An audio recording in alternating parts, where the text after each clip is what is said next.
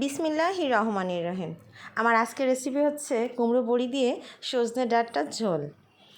এর জন্য আমি কিছু কুমড়ো বড়ি নিয়ে নিয়েছি আর সজনে ডাঁটাগুলো লম্বা লম্বা করে কেটে নিয়েছি। কিছুটা আলু দিয়ে দেবো, এর জন্য আলুগুলো আমি লম্বা করে কেটে নিয়েছি।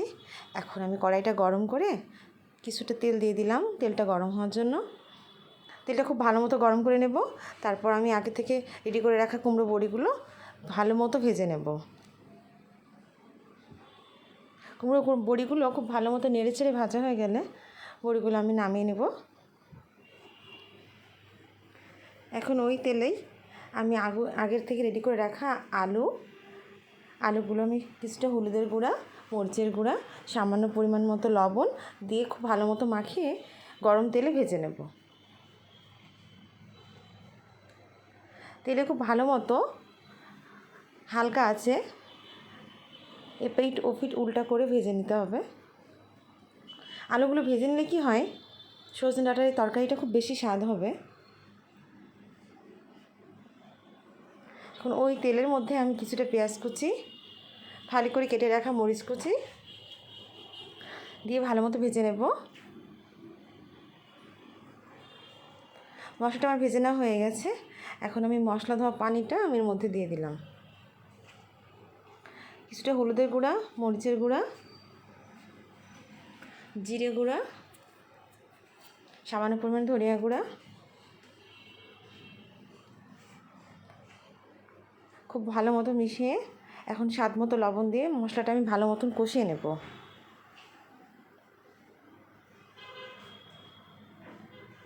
মশলাটা আমার খুব ভালো মতন কষানো হয়ে গেছে। এই পর্যায়ে আমি কেটে রাখা সজনে ডাঁটাগুলো দিয়ে দিলাম। সজনে ডাঁটার সাথে মশলাটা নেড়ে চেড়ে ডাঁটা সহ মশলাটা আরও ভালো মতো কষিয়ে নেব। মশলার সাথে ডাঁটাটা যত ভালো কষানো হবে ডাঁটার স্বাদ তত ভালো আসবে।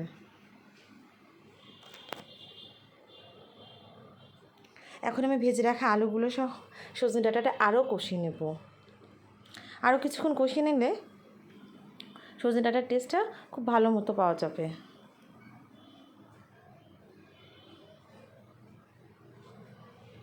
এখন আমি গরম করে রাখা পানি এর মধ্যে দিয়ে দিলাম ঝোলের জন্য।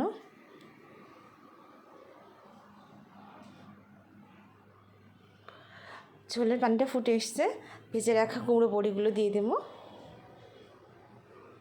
ভালো মতো নেড়ে চেড়ে আমি এটা রান্না হওয়ার জন্য ঢেকে দেব। কিছুক্ষণ পর ঢাকনা উঠে দেখি আমার রান্না প্রায় হয়ে এসছে। এখন এটা আমি নামিয়ে নেব, পরিবেশন করাবো। ব্যাস, আমি পরিবেশন করিয়ে দিয়েছি।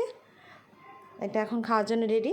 আপনারা অবশ্যই বাসায় ট্রাই করে দেখবেন, আমাকে কমেন্ট করে জানাবেন কেমন হয়েছে খেতে। সবাই ভালো থাকবেন, সুস্থ থাকবেন। আল্লাহ হাফেজ।